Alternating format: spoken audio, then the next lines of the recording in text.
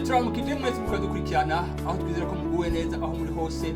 Uyu munsi ku isi yose bariko barahimbaza ivuka ry'umukiza, aho mu vyiyumviro vy'Imana yari ifise intego yo gukiza umuntu wese ari hano ku isi. Rero uyu munsi uratwibutsa neza yuko Yesu Kristo igihe yavuka yaraje kuduhindura abana b'Imana, aho abamwizeye bose yabahaye gucika abana b'Imana kuko bizeye izina ryiwe. Uyu munsi uratwibutsa yuko twavuye mu rupfu tukaja mu buzima.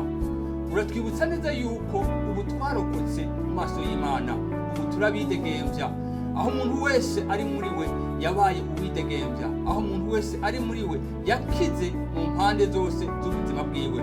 Uyu munsi uratwibutsa neza yuko muri we twahindutse ukuguruka kw'Imana, aho atakintu na kimwe twagira mu maso y'Imana. Iyo turi muri we tuboneka yuko atarubanza na rumwe ushobora kudutsinda, ukaba ari muri we nta rubanza na rumwe uzobatsinda.